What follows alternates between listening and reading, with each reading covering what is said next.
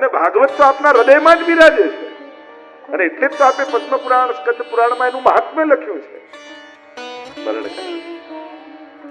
નારાયણ નારાયણ નારાયણ જપતા જપતા નારદજી ત્યાંથી પસાર થઈ ગયા અને વ્યાસજી સરસ્વતીમાં સ્નાન કરી સમાધિમાં બિરાજ્યા. 3 પ્રકારની ભાષા ભાગવતમાં છે, મહાપ્રભુજી સમજાવે. સમાધિ ભાષા, લૌકિક ભાષા અને પરમત ભાષા. આ 3 ભાષા ભાગવતમાં છે. અને મહાપ્રભુજીએ પ્રમાણ રૂપે સમાધિ ભાષા વ્યાસસ્ય પ્રમાણમ તચતુષ્ટયમ, જે સમાધિ ભાષા ભાગવતની છે એને પ્રમાણ રૂપે મહાપ્રભુજીએ સ્વીકૃત કરી. કારણ કે મહાપ્રભુજીથી પૂર્વ 3 ગ્રંથોને પ્રમાણ એટલે ઓથેન્ટિક. પ્રમાણ એટલે ધર્મ અને અધર્મ કયા ગ્રંથને જોઈને નક્કી કરવું, સત્ય ને અસત્ય કયા ગ્રંથોને જોઈને આપણે નક્કી કરવું. અને ગ્રંથો તો અનેક છે, તો કહું વેદ, બ્રહ્મસૂત્ર, ગીતા, આ 3 પ્રમાણ ગ્રંથ રૂપે બધા આચાર્યોએ સ્વીકાર કરાવ્યા. મહાપ્રભુજી એક બીજી ક્રાંતિ કરી હિન્દુ ધર્મમાં, સનાતન ધર્મમાં. જે વાત વેદમાં છે એ જ ગીતાજીમાં છે, એ જ બ્રહ્મસૂત્રમાં છે અને એનો જ વિસ્તાર ભાગવતમાં છે. એવું પ્રમાણ કરી ભાગવતને પણ પ્રમાણ ગ્રંથ રૂપે સ્વીકૃત કરાવ્યું કે શ્રીમદ ભાગવત પણ પ્રમાણ છે. કારણ કે એમાં કોઈ અલગ વાત નથી. વેદનો જ વિસ્તાર શ્રીમદ ભાગવત છે. વેદ રૂપી કલ્પ વૃક્ષનું જ ફળ શ્રીમદ ભાગવત છે. અને આમ શ્રીમદ ભાગવતને પ્રમાણ ગ્રંથ રૂપે સ્વીકૃત કરાવ્યું. શ્રીમદ ભાગવતમાં સમાધિ ભાષા, વ્યાસજી સ્નાન કરી સમાધિમાં બિરાજમાન.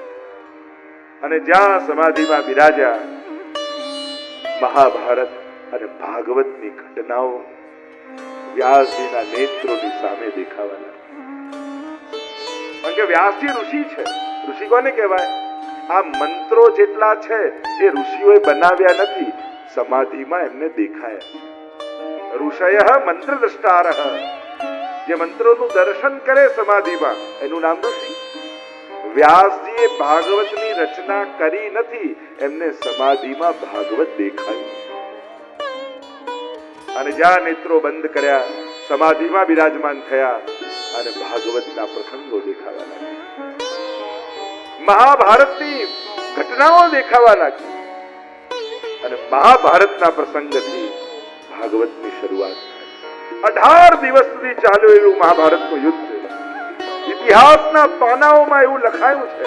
કારણ કે આપણે ત્યાં રામાયણ અને મહાભારતના ઇતિહાસ ગ્રંથ કહેવાય. પુરાણ જુદા છે અને ઇતિહાસ ગ્રંથ જુદા છે.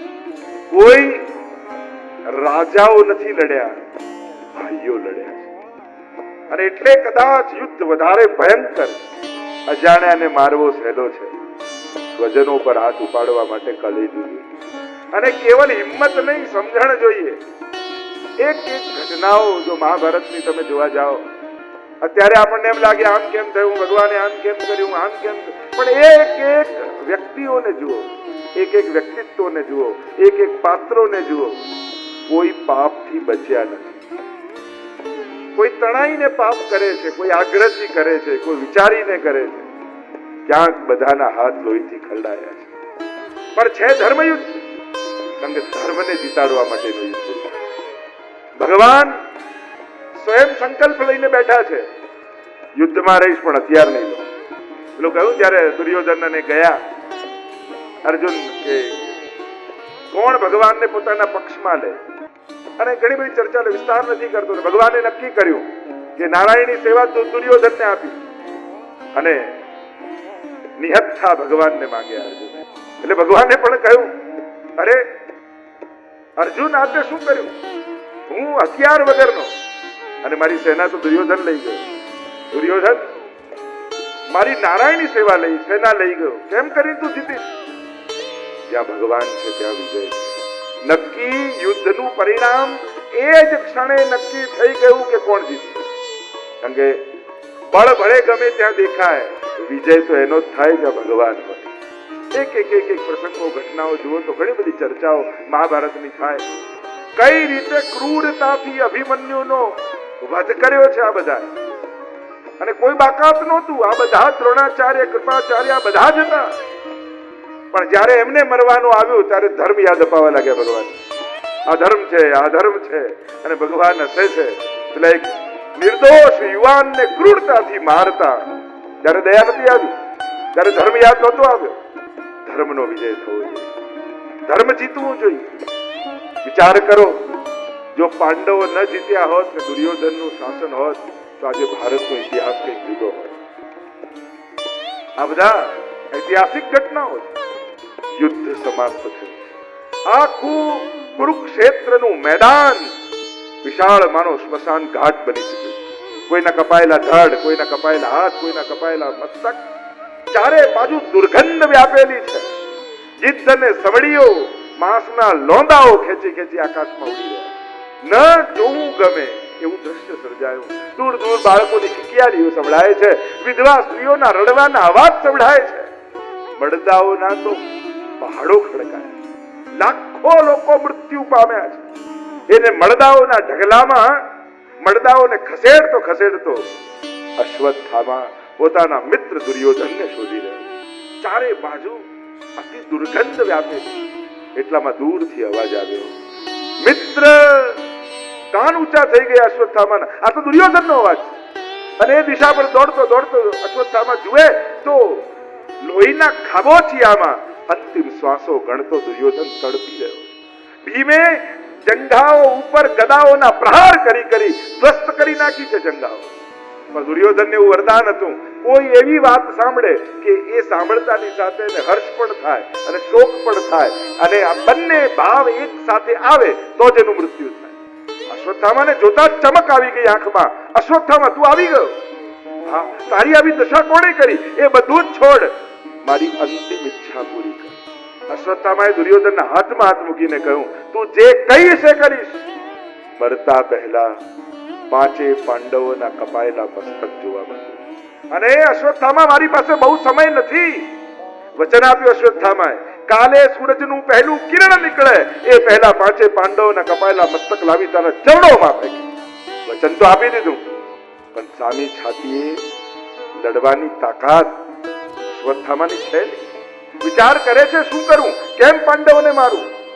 જેવું કે રાત્રિના સમયે છાવણીમાં સૂતા હોય ત્યારે લુપાતો છુપાતો ખડગ લઈને જાઉં, સૂતા પાંડવોના શિરચ્છેદ કરી નાખું. રાત્રિના સમયે પ્રવેશ કરવા જાય તો ભગવાન છે ને પાંડવોની સાથે. ભગવાને પાંડવોને કહ્યું, ચાલો મારે તમારી જોડે મંત્રણા કરવી છે, યમુનાજીના તટ ઉપર જઈએ. પાંચે પાંડવોને લઈ ગયા. એમના 5 પુત્રો હતા, યુવાન, આ બે પાંડવો જેવા જ. અને આજે પાંડવોની જગ્યાએ પાંડવોના બાળકો સૂતા. લુપાતો છુપાતો અશ્વત્થામા પહોંચે છે છાવણીમાં, અંધારામાં. સમજ ન પડી પાંડવ છે કે પાંડવોના પુત્રો છે. સૂતા પાંડવોના બાળકોના શિરચ્છેદ કરી પોટલામાં બાંધીને ભાગ્યો અશ્વત્થામા. ભાગતા ભાગતા ભાગતા ભાગતા સવારે સૂરજનું પહેલું કિરણ નીકળે ત્યાં સુધી દુર્યોધન પાસે પહોંચી ગયો. મિત્ર, મેં મારું વચન નિભાવી દીધું છે. દુર્યોધન કે જલ્દી બતાવ. અને જ્યાં પાંચે મસ્તકોને ફેંક્યા, દુર્યોધનનું હૃદય ભરાઈ ગયું કે અરે અશ્વત્થામા, તે આ શું કર્યું? આ તો પાંડવો નથી, પાંડવોના બાળકો છે. તે તો અમારા ઘરમાં અમારી પાછળ કોઈ તર્પણ કરનારું ન રહેવા દીધું, કોઈ શ્રાદ્ધ કરનારું ન રહેવા દીધું. જ્યારે કહ્યું કે લઈ આવ્યો તો હર્ષ થયો દુર્યોધનને, જોયા તો શોક થયું. ત્યાં જ દુર્યોધને દેહ છોડી દીધો. અને અહીંયા પોતાના વાલ સોયા બાળકોને જગાવવા માટે દ્રૌપદી છાવણીમાં પ્રવેશ કરે. વિચાર કરો, એક મા માટે આ દ્રશ્ય જોવું કેટલું દુષ્કર છે. દુનિયામાં અમુક દ્રશ્યો બહુ અઘરા છે, અને એમાંનું એક દ્રશ્ય છે, મા દરવાજે ઊભી હોય અને દીકરો 4 ખભા પર ચડીને ઘરની બહાર કાઢવામાં આવતો. બહુ જ કઠિન દ્રશ્ય છે. આ જોવું બહુ કઠિન છે, અને સહેવું બહુ અઘરું છે. ગમે તેટલા સમજણની વાત કરો, પણ મા એ મા. દીકરાઓ ભણેલા ગણેલા ગમે તેટલું સમજાવે, પણ આમાં શું છે, આમાં શું છે, ગમે તેટલી વાતો સમજાવે, પણ માનું દિલ એ માનું છે. જ્યાં આ દ્રશ્ય જોયું, કપાયેલા ધડ જોયા, હે કૃષ્ણ, પુકાર કરે છે. દોડીને ભગવાન સાથે 5 પાંડવો આવ્યા અને જુએ તો કપ કપાટી છૂટી ગઈ. કોણ છે આ પાપી? અર્જુને પ્રતિજ્ઞા કરી, જ્યાં સુધી એને શિરચ્છેદ નહીં કરું અને જ્યાં એનું મૃત્યુ નહીં આપું, નહીં તો હું મૃત્યુને ગ્રહણ કરીશ. ભગવાનને રથની લગામ પકડી અર્જુન પાછળ બિરાજમાન થયા. આગળ આગળ અશ્વત્થામા ભાગે છે, ભગવાનનો પાછળ પાછળ રથ આવે. પકડ્યો અશ્વત્થામાને કેશથી, અને પશુને બલિ ચડાવવા માટે જેમ ઘસડતા ઘસડતા લાવવામાં આવે, એમ અશ્વત્થામાને ઘસીટતા ઘસીટતા લાવવામાં આવે. અને આ દ્રશ્ય જુએ છે દ્રૌપદી. મહાભારતની દ્રૌપદી અને ભાગવતની દ્રૌપદીમાં ઘણો મોટો ફરક છે. એ દ્રૌપદીમાં થોડો દ્વેષ છે, ક્યાંક અહંકાર છે. ભાગવત તો ભક્તોની કથા છે. અહીંયાની દ્રૌપદી તો ભગવદીયા છે. અને ભક્તોને કોઈનું દુઃખ કેમ જોઈ શકે? દ્રૌપદીએ જ્યાં દ્રશ્ય જોયું, બોલી મુચ્યતામ મુચ્યતામ એશ બ્રાહ્મણો નિતરામ ગુરુહુ. છોડી દો આને, છોડી દો. આ બ્રાહ્મણ છે, આ ગુરુ પુત્ર છે. બ્રાહ્મણને શાસ્ત્રોમાં અવધ કયો છે અને મારી ન શકાય. મોટી વાત, ગુરુનો પુત્ર પણ ગુરુ રૂપ હોય. જે વિદ્યા પોતાના દીકરાને નથી શીખવાડી, એ વિદ્યા અમારા પાંડવોને શીખવાડી. અને સૌથી મોટી વાત, આ પણ કોઈનો દીકરો છે. પુત્રને ગુમાવવાનું જે દુઃખ છે મા માટે, એવું દુઃખ હું કોઈ બીજી માને ના આપીશ. છોડી દો. હવે શાસ્ત્ર એમ કહે આતતાઈને જુઓ ત્યાં મારી નાખો, અને શાસ્ત્ર એમ કહે કે બ્રાહ્મણને મૃત્યુદંડ ન અપાય. કરવું શું? ભગવાને રસ્તો કાઢ્યો. બ્રાહ્મણનું અપમાન જ એનું મૃત્યુ છે. આનું અપમાન કરો અને આને મુક્ત કરી. કેશ મર્દન કર્યા, મણી કાઢી લીધો, અપમાનિત કરી અશ્વત્થામાને છૂટો મૂકી. અપમાનની અગ્નિમાં બળવા લાગ્યો અશ્વત્થામા. નહીં છોડવું આ પાંડવોને, એમણે મારું અપમાન કર્યું છે. બ્રહ્માસ્ત્રનું આહવાન કર્યું, અને બ્રહ્માસ્ત્રનું આહવાન કરીને વિચાર કરવા લાગ્યો અશ્વત્થામા, કોની તરફ છોડું? કૃષ્ણ તરફ, યુધિષ્ઠિર તરફ, ભીમ તરફ, અર્જુન તરફ. માણસની બુદ્ધિ બગડે તો કેટલું નીચે વિચારતા પણ એને સંકોચ નથી. વિચાર કરતા કરતા મનમાં વિચાર આવ્યો, જે અભિમન્યુને અમે ચક્રવ્યૂહમાં ફસાવીને મારી નાખ્યો હતો, એની પત્ની ઉત્તરા એ ગર્ભવતી છે. અને પાંડવોનું અંતિમ બીજ એ ઉત્તરાના કુખમાં જન્મી ચૂક્યું. અને જો એને મારી નાખું તો આખું પાંડવ કુળ નિર્વંશ બની જાય. અને આમ વિચાર કરી, જેનો હજી જન્મ પણ નથી થયો એને મારવા માટે આ પ્રવૃત્ત. બ્રહ્માસ્ત્ર લઈને તાક્યું છે ઉત્તરાના ગર્ભ તરફ, અને જ્યાં છોડ્યું કરોડો સૂર્યો જે પાળવા આવતા હોય. ગભરાઈ ઉત્તરા, મને મારી ચિંતા નથી પ્રભુ. આ પાંડવોનું બીજ, આ ભક્તોના વંશજનું બીજ મારા કુખે જન્મ લેવાનું છે. આ ક્યાંક ન બળી જાય. પાહી પાહી મહાયોગી દેવ દેવ જગતપતે નાન્યમ ત્વદભયમ પશ્ચે યત્ર મૃત્યુ પરસ્પર. કોની શરણે જાઉં, કોનો આશ્રય લઉં? પુત્ર જ્યારે પરણીને આવીને, જ્યારે દ્રૌપદીએ સ્વાગત કરતા ઘરના આંગણામાં કહ્યું કે તું ઘરમાં પહેલું ડગલું ભરે તો પહેલા પગે કોને લાગી? ત્યારે કહ્યું ઘરમાં જે મોટું હોય એને પગે લગાય. તો આપણા ઘરમાં મોટું કોણ? તો કે યુધિષ્ઠિર મોટા છે, ભીમ મોટા છે, અર્જુન મોટા છે, ત્યાં વિશ્વજી મોટા છે. દ્રૌપદીએ કહ્યું બેટા, આ કહેવાતા બધા મોટાઓને મેં જોઈ લીધા. જ્યારે યુદ્ધ ક્રીડામાં મારા ચીર ખેંચાતા હતા ત્યારે આ કહેવાતા બધા જ મોટાઓ મસ્તક નમાવીને બેઠા હતા. અને ત્યારે દ્વારિકાનો નાથ દોડતો આવીને મારી લાજ બચાવી.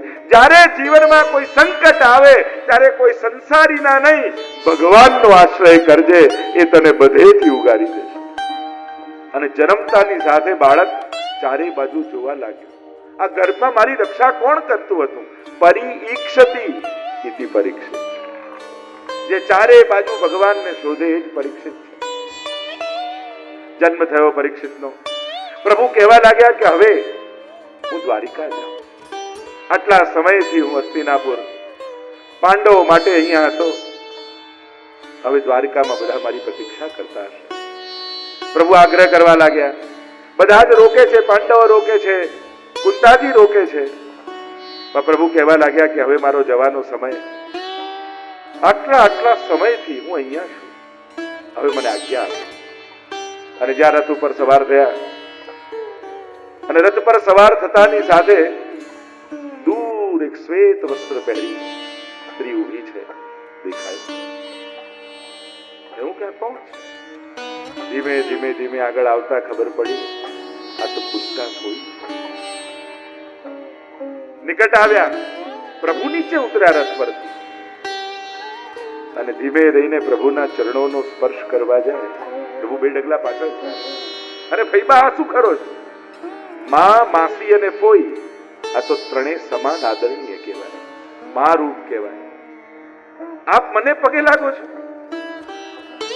અને કુંતાજીએ બે હાથ જોડીને સ્તુતિ કરી પ્રભુની.